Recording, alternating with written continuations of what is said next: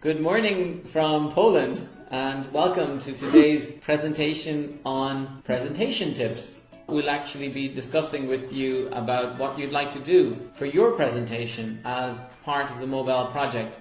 So today it's just to introduce to you some of the ways in which you can improve your English presentation skills. We'll take it slowly, and if you have any questions along the way, we welcome them, and hopefully you can learn some new skills and perhaps you can apply what you learned today to your Mobell final presentation. I'll share my screen. So here we are. This is BE7, Business English 7, Presentation Tips. And today we're aiming to build your skills in order to make a presentation with confidence. When you speak a foreign language, in this case English, it's useful to learn some phrases, some skills, some tips that will make it easier. We'll look at 5 things. We'll look at number 1, how to introduce your presentation. Number 2, how to present numbers in English. Because most people speak good English, but they may not be comfortable describing the contents of a graph. Or number 3, describing visuals. Number 4, how to wrap up your presentation. You might consider this a strange word. You wrap presents, but you also wrap up a presentation, you finish a presentation. And of course, number 5, how to prepare for your presentation. So here's a quick introduction. Whether it's hosting a meeting, an event, or a presentation, you need to spend some time to prepare your material. You want to make sure you present your material effectively. We will look at a few techniques that will help you make a presentation in English. That's the most important thing. Do you have any questions? Well, I will accept questions throughout this presentation. And that's something that you need to tell your audience. This is me delivering a lesson that I want you to understand. Of course, in the beginning, you use a greeting. Good morning and welcome to today's presentation, for example. Good afternoon, good evening, etc. And then you have to introduce yourself. Hi, my name is Chihiro. I live in Shizuoka and I'm currently doing the internship course at Mobell, a UK-based company with branches in Tokyo and social enterprise interests in Malawi, for example. Or my name is Declan. I'm a director at Mobell and I've been working in this position for 6 years.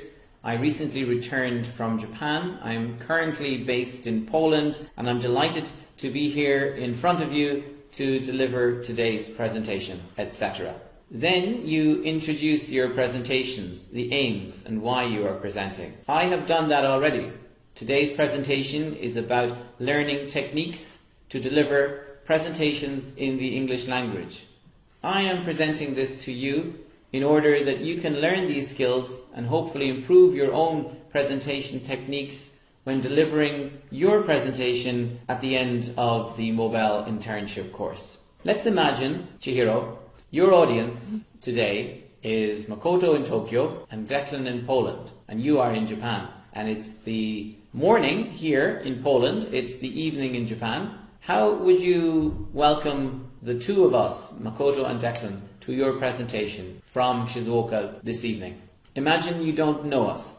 You might say, for example, welcome to everybody in Poland and everybody in Japan. You might say it's evening here in Japan and thank you all for making the time to join even though it's morning in Poland or something like that. The time difference does mean that we're asking people to join our video calls at strange times. Sometimes you need to thank people just for making the time to join, especially on video calls, I think. When introducing yourself, you should say your name, then your job title, and then your position in the company. So, Chihiro, in your case, you go to school. If you were making a presentation on behalf of your school to an overseas audience, somebody who does not know Shizuoka, somebody who does not know the name of your school, can you try to introduce yourself? So next we come to introducing your presentation. Your audience needs to know what your presentation will be about. So there are phrases that can be used which transition you, move you from the introduction stage to the presentation stage. I'd like to talk about, or today I want to show you, or I'm going to explain. They're pretty simple because when you make a presentation, it's not natural. It's very unnatural. We're talking every day and you're talking to us. We're laughing and joking about something crazy and it's fun. But then when you have to do a presentation, it's no longer fun. It's suddenly, I have to do a presentation, and it's not as difficult as people think, but people forget. Their minds go blank. All it takes is maybe a few pieces of paper or a little bit of practice, and you can go, I'd like to talk about, and you say it. You remember what you want to say. So many times I have gone to a presentation and in the very first 1 or 2 slides, I've forgotten what I'm supposed to say.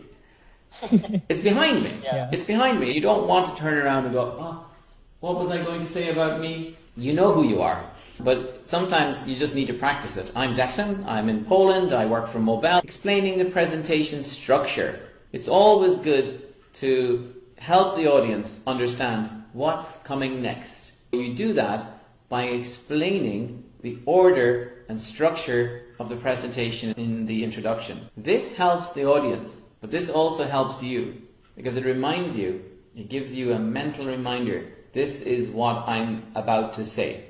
Number 1, number 2, and number 3. And in your head, you register the order.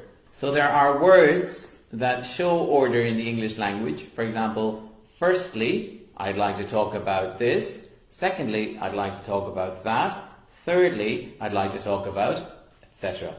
Or you can just simply use after that, I will talk about this, then I will talk about that, and next I will talk about this, and finally, on this point, I will end my presentation. If you want to allow your audience to ask questions throughout the presentation, then these phrases make it easier for the audience to know that this is acceptable. If you have any questions, please don't hesitate to ask. Do you have any questions before I move on? I'm happy to answer any questions now, or please stop me if you have a question. We're all going to listen to a podcast. This is an American example, so you will find, like me, this guy talks a lot. Can you just try to introduce your presentation based on this information? First, introduce yourself. And then we will ask Makoto to contribute to the second question. What is the presentation about? And then Eunice, if you don't mind explaining the structure and duration of this imaginary presentation. Fantastic. More or less everybody is sticking to the hints and tips that we introduced earlier. It's not that difficult. It's just a question of using the techniques that are available. It's just a question of preparing a little bit. I don't think presenting in English is the problem, but the techniques that we're about to explore now describe and give advice on how to present numbers. And as a person who learned Japanese, I can tell you that learning Japanese was interesting and challenging, but learning or actually using Japanese numbers was always my weak point because there's so many different zeros. When you present in Japan and you talk about money, for example, 10,000 isn't as big as 10,000 euros. And so very quickly in Japan you talk about billions and millions, and they're big numbers and they're very difficult. So how do we use numbers in a presentation? First, we approximate. Remember, your audience are not experts. They don't want to hear 52.3% of Japanese people eat rice. They don't want to hear that. Half of Japanese people eat rice every day. That's an approximation. 52.3 can easily be made 50% and can easily be expressed as half, for example.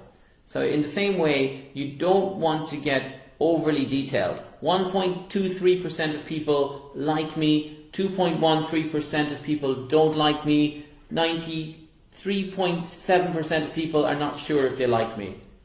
A few people like me and most people don't know me. There are phrases and adjectives to describe an increase in numbers and a decrease in numbers. We also look at causation and correlation, statements that arise from analysing data. If you want to sound professional, you want to be able to present the data in a graph in words. Because people will visually see something, but they also want the verbal reminder of what they are looking at. Numbers are usually rounded up or rounded down. People are not machines. People are not robots. A good presentation looks beyond the numbers to factors that may affect the changes in numbers. In other words, explain the numbers. This is a good phrase. The decline corresponds to. You can say the decline relates to. Relates to is a word that may be easier to say. It's shorter. Some presentations today have no text. We know humans absorb a visual image quicker and better than text or talk. So we need to learn phrases to direct the audience to the visual and to describe different kinds of graphs. Presentations should make use of graphs, trends or visuals that help your audience understand your points. It is helpful if you clearly direct your audience to the visual.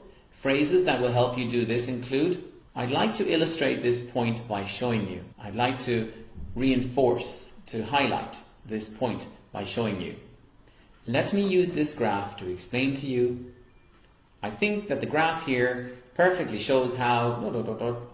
In this picture you can clearly see that. We'll wrap up today's presentation, and wrapping up means, of course, we'll conclude, we'll finish up. Let's wrap up today's presentations. So how do you wrap up a presentation? You conclude your points and key ideas. You make a summary. Today I spoke to you about the topic of presentation skills, and you welcome questions and you end your presentation. So it's very important to summarize your ideas, as it will help the audience to remember the key points. I was a tour guide and I brought people around lovely, exciting places all day. It was an 8-hour tour most days. And at the end of the day, people were exhausted, they were tired. And they had a good day and they went to wonderful places. But if you asked anybody, where did you go today? They wouldn't remember everything. They were tired. We went to a kind of castle, I don't remember the name. So people like to be reminded of what they've already seen. I know it sounds strange, but if you tell them, and we did at the end of the tour, we always said before they left the tour bus, we said, today we visited this castle, we visited this place, and we had lunch here, and we had a great day. And you remind people, and they got off the tour, they finished the tour, and they were really positive. I really enjoyed that tour, I loved A, B and C. But if you don't tell them what they saw, they wouldn't thank you for seeing A, B and C because they don't remember. So people are quite simple, and it might surprise you, but you need to tell them what they already learned. So you really need to say, in conclusion, allow me to summarize my main points. Today we spoke about presentations, we spoke about how to wrap up a presentation. I'd like to conclude by saying thank you to all of you for taking part. Today we learned about presentation skills in English, or the main point I would like you to take away from my presentation is that presentations should be fun, should be explained easy. Nobody's expecting you on this course to suddenly overnight become a presentation sensation. But if there's something in there that helps, then we've done our job.